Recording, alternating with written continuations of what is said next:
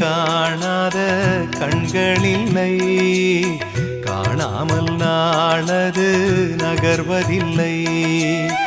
கண்ணன் என்றாலும் கள்வன் என்றாலும் கருணை புரிவான் ஸ்ரீ கிருஷ்ண பகவான்.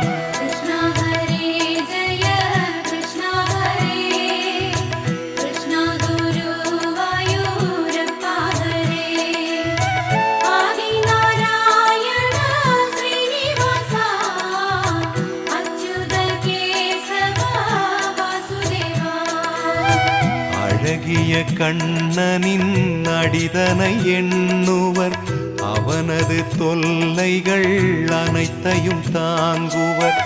வெண்ணையை திருடிய கண்ணனின் லீலையை கண்டு ரசிப்பதே